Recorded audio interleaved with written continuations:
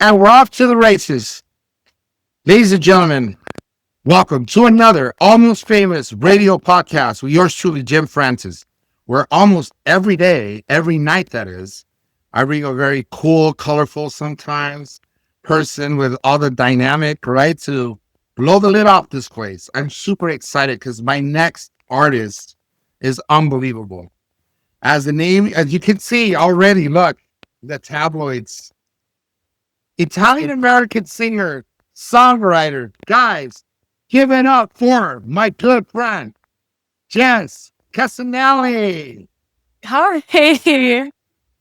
I'm What an super excited to have intro. you on. How are you? I'm good. How are you? I'm doing wonderful. I just got off. I forgot to tell you, I didn't mention to you um, off camera that I started a radio show. I did radio before I did podcasts. So there's a radio show I have out in the valley that maybe next week you can get on. I shoot from, it's like an 8 to 9, and they obviously have excerpts and where they put in their own information in there, and you got like I would say maybe a 20-minute solid block in between, so I get like 40 minutes. Oh, that's So awesome.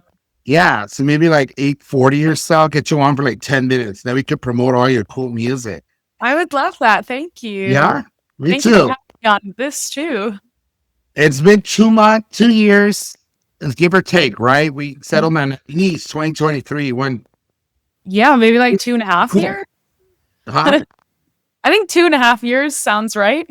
Yeah, we're downtown LA. They hold us up in this like cool space of creatives. Everyone was working in the industry, and then we took pictures, and it was phenomenal. It was great portraits, and then you were tagging everyone, and that's how you and I, connected, and it was really really awesome. It was, I have to say, one of the coolest things I've done in a long time. Yeah, it was a It- really, I had fun at that event. It was awesome. yeah, it's a great experience. So let's start at the beginning. I mean, you grew up in Connecticut, right? I Mhm. mean, it's a long way from LA. And your dad was like deeply rooted in the music industry or just loved music, right? What are some of your earliest memories of music? Yeah, definitely has to do with my dad.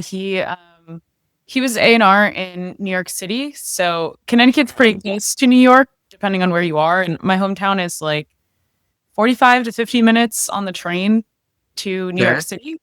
Um, so he was commuting every day for the first like 8 to 10 years of my childhood.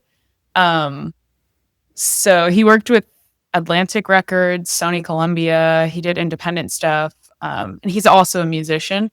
So he's always in bands, and all of his friends are or were mainly musicians or industry members. So that was, yeah, I didn't realize growing up that that wasn't a normal job, like I thought that was the coolest thing ever, and that's what jobs were going to be like. So um, were you like hanging out with pick any name, out there in the industry for that time period, and they were like just Uncle so and so or like I that kind mean, of he definitely was. We had a lot of more, I guess they weren't indie because they were on labels, but they were smaller bands that would come and like I remember there were a couple that would stay with us in our house, and I would get really excited to like make pancakes in the morning with this random band in my family room, and like that was always. But I was cool. really little. I'm the youngest in my family, so I think I was like 8 when he left the music industry. But yeah, that was my intro to it, and What pretty an unique. intro, right? Yeah. Yeah, man. Who are you? and right? I have a friend whose dad was also a big, music mogul guy, and a few people he managed, and he kind of had similar lifestyle. Like it wasn't where it was too bougie or anything, but you're definitely hanging out with a lot of cool people or somebody like that eventually became like a big name, and Yeah. then stories, like, oh, dude, no way, that's pretty rad. Um, so definitely, you have it in your DNA. Needless to say, uh, you have good creative instincts for sure in your music and your voice. Holy mother of God! I was listening to that Hey, I find like a little. Is it Fiona Apple, the singer from a My vocal. little? Yeah, your vocals a little, because I listened to a lot of that kind of music in the early, a lot older than you. So I listened to some of that music when it came out, and I thought about that a little bit when I was into music. I mean, it's just a fusion of a whole lot of Yeah. singers, I but mean, nostalgia just popped up. that's definitely a compliment. Thank you. Yeah, Yeah, I get a lot of Alanis, and that obviously, is and more like set too. I've gotten throughout the years Dolores O'Riordan from the Cranberries. Yeah, wow, that's great. Yeah, I could see Alanis Morissette for sure. Yeah, Yeah. or like kind of the same from that same time period with the vintage '70s cars and stuff, the videos, right? The music videos. Yeah. They were a little too campy, but I liked them. And nevertheless, I thought that was cool. Mm. Um, I like this is a little like kind of emo, if you will, a little goth, but not goth, not all black. More realistic. It kind of Very emo. Yeah, I think yeah, emo is for the way to emo, put it. huh? Would you use songwriting per se as I mean, was it the melodies or like how did you first start writing? Do you have any recollection of your first song that you wrote? Yeah, I mean, I was kind of just one of those kids that was always writing. Like, I remember making up songs from like preschool, and learning to physically write was something Yeah, that was really important for me songwriting wise, because then I sure. could write down my lyrics and remember them. Like it was just always something that I was doing. But for me, it's always been, I mean, I love melody. I love melody writing, and I think songs aren't songs without the melodies, but Sure. for me the most important part of why I take to a song or relate to the music is usually the words. I'm very, very obsessed with lyrics. And that's my favorite Great. part to write as well. Um, is there a specific time of day that you find yourself writing? Like when are the creative juices flowing? Nighttime for sure. Yeah. I would agree with you. Do you like the kind of eccentric person, kind of where you have like, oh my God, like your little notepad and the pen, the stock came to mind, still old school like that? How, and then, and let's add more to this point, uh, how important is it to actually physically write as opposed to type? I Do you think need that's something when you're, go ahead. Yeah, that's definitely a great question. In today's day and age, obviously, the digital is just more convenient. But I literally right here, I keep my little notebook, and a lot of times I will write just in my notepads, just to make like my notepads in my iPhone. Yeah. Um, Okay. just to also make sure that I always have record of it. It's always backed up in iCloud and stuff like that. But sometimes if I'm having trouble getting out what I need to say, I'll physically write. Um, and I physically write like poetry and just journaling in general. And I think Good. that I love physically writing. I've always done that since I mean, obviously since I was a kid, but it's like, You kept the journal. You kept the journal, right? Growing up. yeah, I think it's also very therapeutic. I kind of go back and forth with it, like times where I haven't written in years, and then times where I'm Mhm. like obsessed with it every day. And I think just in life, it's a really good habit. Great tool. Huh? Pencil's still the great tool. It's still king. Yeah. Pen and pen and pencil. Do you like pencil versus pen or pen versus pencil? Um. Well, I'm a lefty, so Oh, creative all the way. pencil has always been really difficult because when you're writing, your hand is smudging everything that you're writing. It depending on the pen, it's usually easier. So I do Good. write a lot in pen. And I get very petty, and we're talking about little details, looking cranny kind of thing, because a lot of folks don't understand that the writing process, right, as it were, just writing is very important and there's something the brain that's connected to your finger with like fine, what do you call it? Fine motor skills, if you will. Next, and it does something to your brain when you're writing something, versus typing. I find myself writing. I'm not a big songwriter per se. I know how to write songs. And my dad's was a musician, but more of a garage musician. But I have the music in my DNA also. And writing, I find that when I write versus text, it seems like more tangible. I don't know. Versus that, but I know you people. I hear back and forth because a lot of musicians that I interviewed, some people like the um, how simplistic it is to just type the stuff or say it as ideas come. You don't lose your place, your train of thought, so to speak, and you're Mhm. able to kind of faster. Um, what inspires you to write your songs? Is it I mean, life as it obviously happens and things happen. Do you find um that do you write when do you get inspired? Do you find like it's like spurts, or do you get inspired every day you write a new song? 'Cause I've had people say I write songs every day. When's I that for you, Jess? I would say spurts is a good way to put it.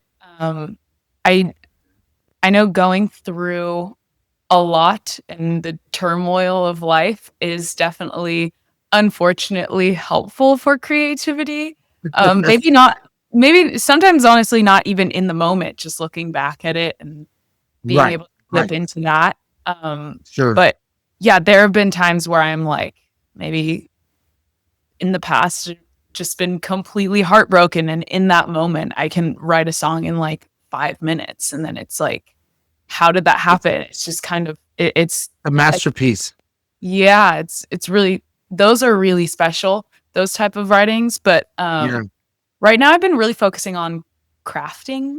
So, I mean, I don't have any heartbreak or intense, crazy thing to write about in this moment. So I'm kind of dipping back into maybe past situations or just general and focusing more on like the excitement that I get when writing.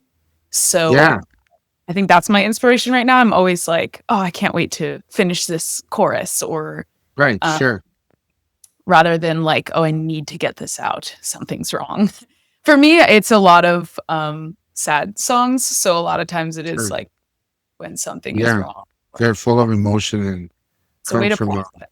Yeah. heart. They're heartfelt. Um, do you find that you're saying like you look back on things, and of course, thankfully, you look very happy. By the way, so I'm very happy for you because you look happy and well, I'm excited you to be here. just enjoying life and excited and fulfilled. Do you find that is it hard to peel back at some of those layers from going back, tapping back into some raw emotion, some major emotion that was probably buried down under there? How does that play out sometimes? It Is it very like a catharsis? Like there's emotion, a lot of tears. I mean, digging back into that because I'm thinking you're really digging in, and yeah. you're really I've definitely cried on a piano many, many times. I think it's kind of like opening a portal. yeah, Um, and maybe seeing the scenes rather than being in them, kind of seeing them from a okay, get it. different perspective and understanding yourself and your motives or your actions or I the like that. actions of Yeah. others. So you're from a Uh, different vantage, almost like from a different vantage, from the outside in, almost, right? yeah. Sort of. Yeah. I think it also depends on like how far back you're writing. Like sometimes it could be years away, sometimes it could be months. And it definitely is different based on the situation, I guess. Do you ever like hear a song though, just for the sheer fact of just for no rhyme or reason, you listen to a song and you wish kind of deep down, like I wish I would have written that, or I Oh, don't know. absolutely. Yeah. And what's your thought process? Do you ever give into it and say I'm going to write a song like that, or has there been just songs that you just write for the heck of it? At least one? Or no, you're just I mean, so I say that I wrote growing up, and mhm, everything before 16, I don't consider real songs because I was a child. But yeah. so I started like seriously writing at 16, and that's when I started reteaching myself piano and writing, actually having chords and structure, Mhm. and my first real song was completely inspired by Sia's Breathe Me. That Yeah, what is it was huge for me in high school times, and I remember e- being like, I need a song. I need to write this for myself, you yeah. know? Um, Most definitely. yeah. So that was definitely like a kickoff to a whole new world for me. Nowadays, I'm trying to, again, my songs are usually really sad or slow, and I'm trying to Yeah. get more into just creativity in a way that is not like dragging Sure. down. Yeah. Uh, Even though for me, honestly, like sad songs make me feel better. But so But I you're an would, artist, and it's you're looking at it artistically, purely artistically. yeah, So you're not trying to go method here either. yeah, You're delve into it too deep, where you're like, wait, what do I do? Um, yeah, sometimes scars, are still kind of bleed fresh, and you kind of don't some stuff you don't want to tap into, right? But let me ask you something. You wrote lyrics are obviously at the forefront. You always pay close attention to lyrics, but do you ever? How do you write? What's your creative uh process, the songwriting process, as it were? Do you go with like a melody, a melodic thing, or kind of start? How do you build a song? Is it the words, and then how do you, or do you have words and then you go, this is gonna go in here. Then want to connect the bridge. You get on your piano, and then the piano, right? You start. That's kind of where you write your song. You use the piano honest, mostly. honestly, I get this question a lot, and it's both. Like a lot of people ask lyrics or melody first. It Yeah, we Sometimes I'll have a lyric idea and I'll start putting it to chords, and a melody will come after, and I don't have lyrics for it yet. That's what I'm dealing with right now. I have a song that's Mhm. essentially built. I have a chorus melody, and that's the only lyric that is missing, but the rest of the song is written. It's like other times I'll say like almost like an exercise. Okay, I want to start writing, and I'll start coming up with chords and melodies first, and then whatever lyrics come. Yeah. Um, Kind of throw it up the wall, see what sticks. In a yeah, sense. I think it's fun to do it in different ways, get creative, and have different approaches and angles to work with. It keeps Speaking it. of approach, Jess, um, what do you decide, or how do you decide what's going to be, whether to go with the piano or should the song be built on the guitar chords Um,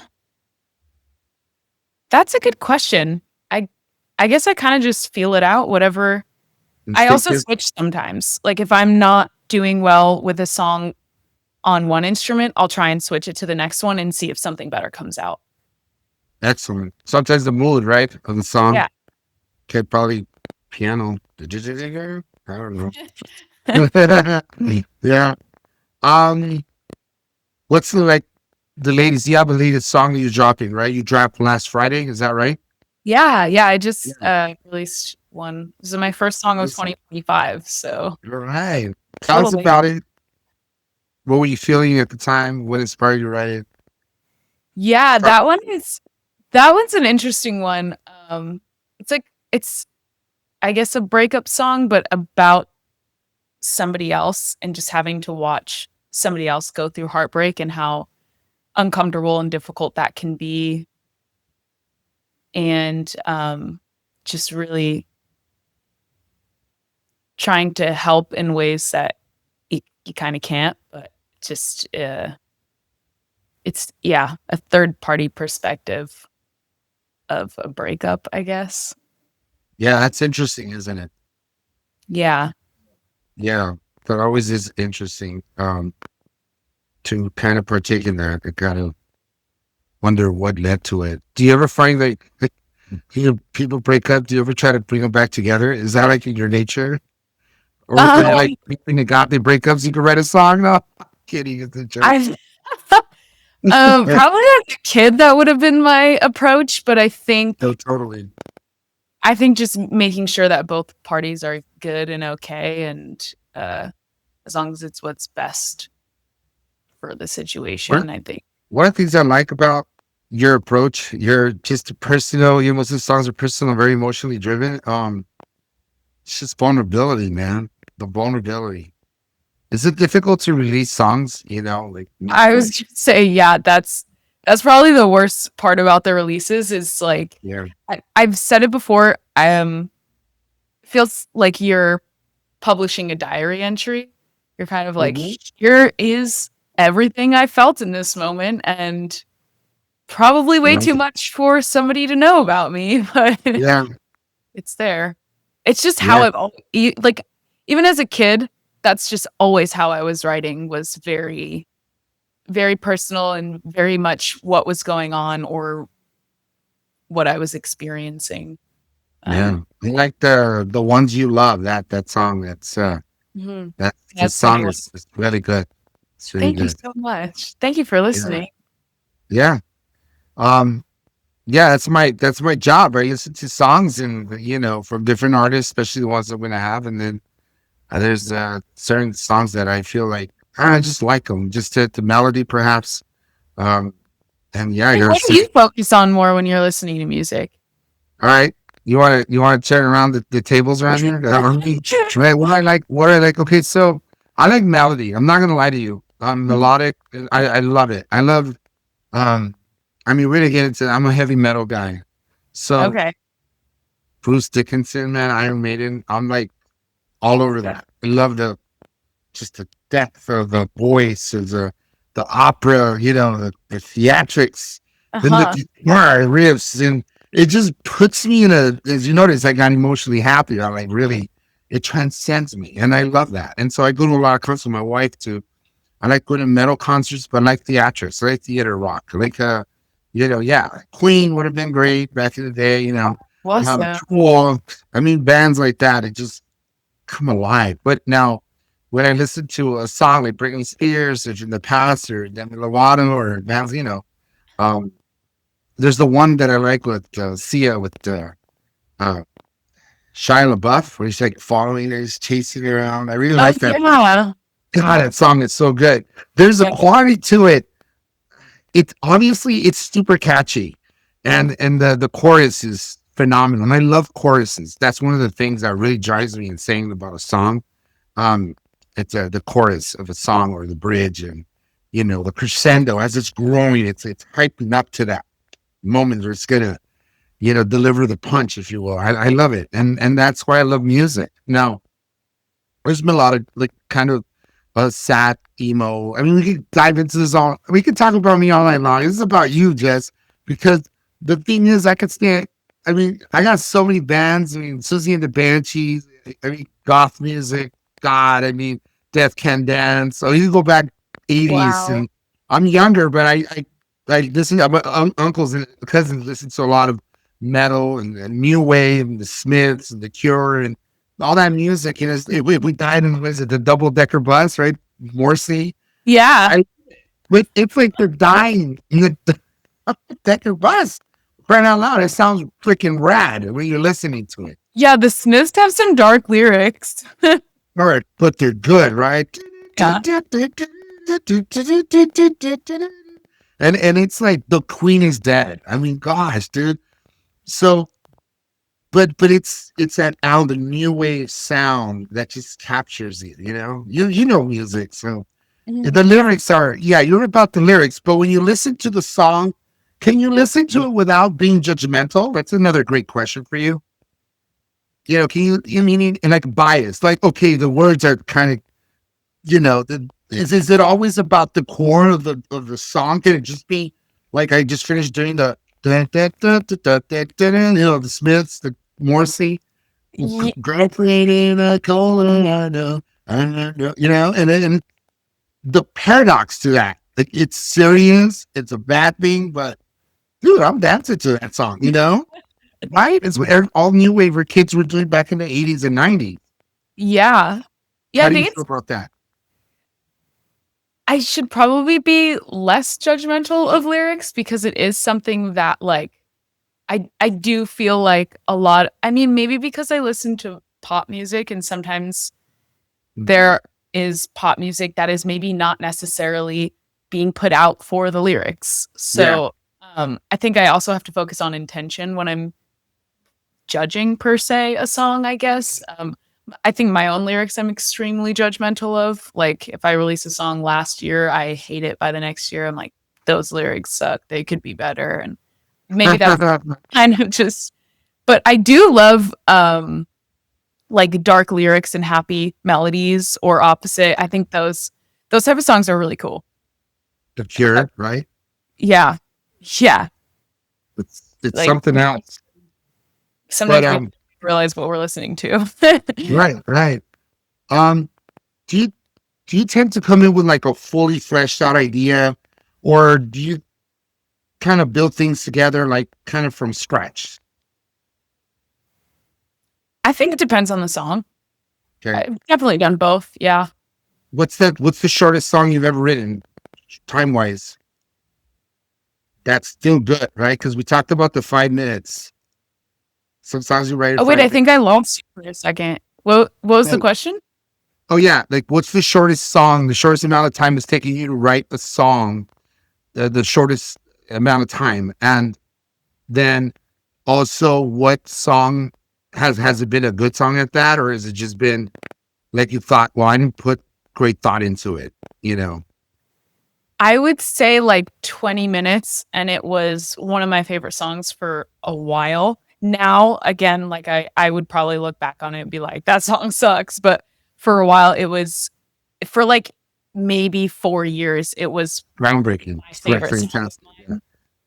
So, Um, Jess, what do you think happens? You evolve as an artist. You evolve mentally. Obviously, we're an ever evolving fireball. Okay, it's a great way of looking at it. We're moving constantly, flared and whatnot, creating. So, does that have something to do with it, or do you find that you don't feel the same way about the whole thing? yeah, I think Really, both. like we starters, right?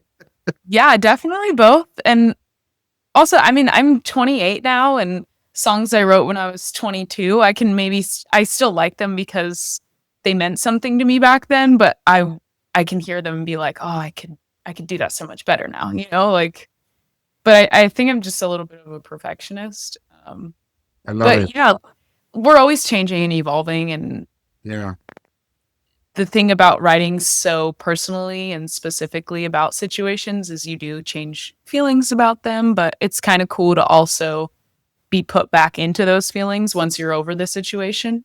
Um, yeah, the song. that's really interesting.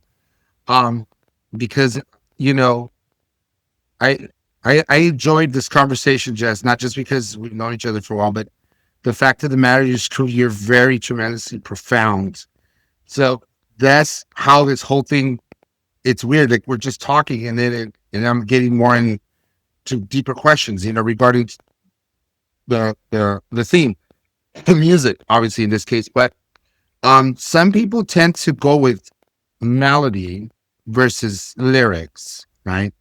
How important is it for you, okay, right, as an artist to write something and put it out there? Do you think, how do you gauge? Is there a barometer that tells you they're gonna like it? Does that somewhat matters, but somewhat matters more to you what you want to put out versus what they want to hear? I should be better at marketing and insights and data analysis and all that stuff, but I really am stubborn in that sense where it's like I'm putting out what I need to and what I want to, and what I'm feeling. And I have no idea which ones are going to do well. Honestly, ones that I think are not going to do well end up doing the Total. best. Like, Totally. okay. So that's really interesting. Or like ones that maybe I don't really like. Like there's one song I'm like, I would like to remove this from platforms, but it's like one of the best ones. And then another one, I'm like, the production, we could have worked differently. And like hearing it, it's not one of my favorite ones to listen back to, but it has the most streams. So, yeah. Wow. Rats. That's awesome. That's really cool. How did you, when did you think, when did you get that aha moment? Light bulb, the moment you knew this is it. I'm definitely gonna go in all in head first. This is it. There's no plan B for me.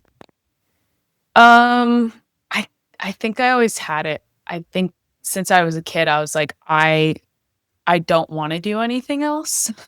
Like, I mean, for me, it was I was also acting growing up, so it was always acting, singing, writing, like those. And I was just I'm an adult that never gave up on the childhood dream, is what I say. I'm like, I just never I never said like I'm not going to do this anymore. I guess acting I haven't done in a while, but yeah, songwriting it's something that I kind of need to do. I think for me, it's just the way that I again process things, and I like that it comes with something that I can have as a tangible thing. I don't know. What are some collaborations you hope to have soon, or you look forward to having, perhaps even with the folks you look up to growing up? That's a good question. I don't know. I have a lot of really incredible friends that are musicians, incredible musicians, and I'm always excited to be in the studio with them. Or yeah, I guess I've kind of given up on the, oh, I'm gonna make it to this level of life, and I'm kind of just really focusing on making music that I care about and with people that I care about. So maybe it's not an idol that I had always dreamed about, but More underground, indie, yeah, sort of? Okay. yeah. There's so many musicians around me that are indie and pretty underground Sure. and so good. Do you know why, right? Do you know why? It's You obviously know why, but I'm saying it's kind of a rhetorical question. A lot of times is because you're not pleasing anybody else but yourself. Mhm. And when you're out there and you're under contract, you're pleasing the people that put you there in the first place. Yeah. And that's usually typically what happens. I love this. Is there a dream venue you'd like to sing at though? At least or a city or somewhere you want to sing, top of the mountain someplace. Interesting. Yeah, scale up to the top mountain. I mean, Hollywood circuit. Have you done it? Have you done a Hollywood circuit? I actually haven't done Hollywood Circuit. I did. I was doing Viper Room for a while and some cool places around Sunset. I would say like top of the top, obviously, for me as an East Coaster, Madison Square Garden would always Madison be Square Gardens. Wow. forever, or Radio City. I think those are probably like dream come trues. But yeah. What's on your playlist right now that your friends wouldn't probably okay. So what's some of the music you listen to your friends wouldn't or fans wouldn't really believe or have no idea that you like? Mhm. That's a good one. I don't know. Ones that people wouldn't see me as listening to.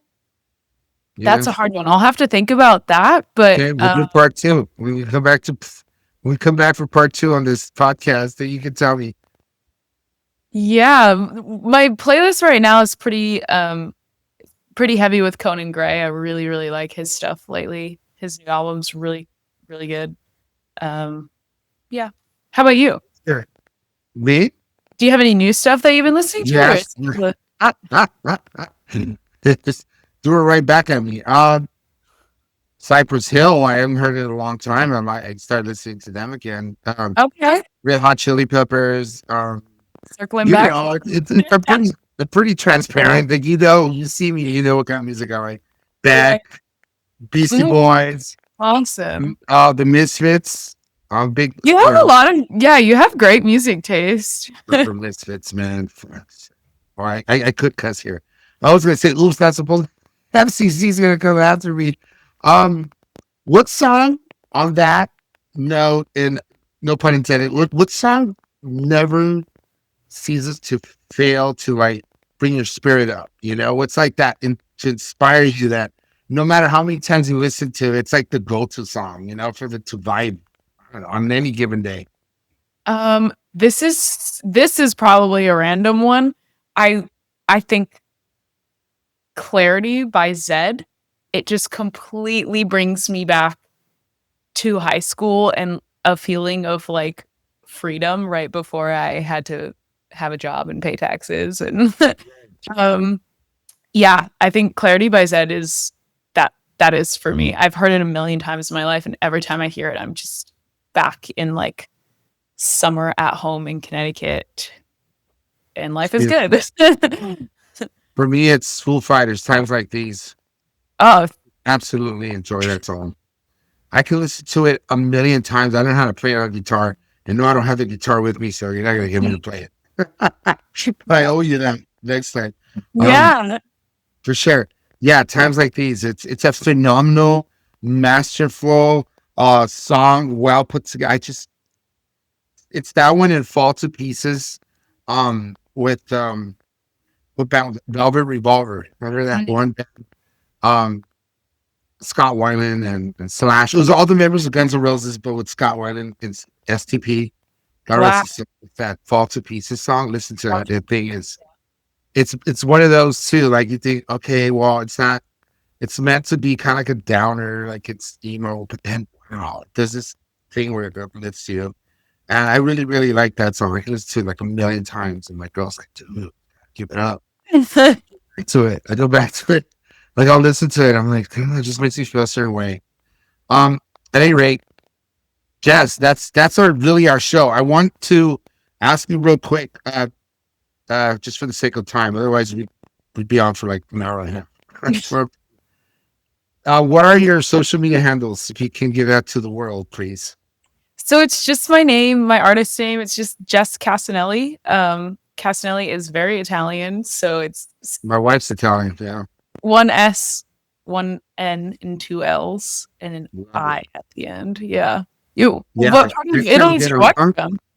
She's so my wife's Italian, Irish, and just my mother-in-law, it's a crazy story. My mother-in-law's family are from back east, but she married so she went on an excursion somewhere in Japan or someplace. It was at the beach, and she met my would-be father-in-law, passed on now, but he was in the military, and they met, and he's from California at the time, so he's living in California at the beach.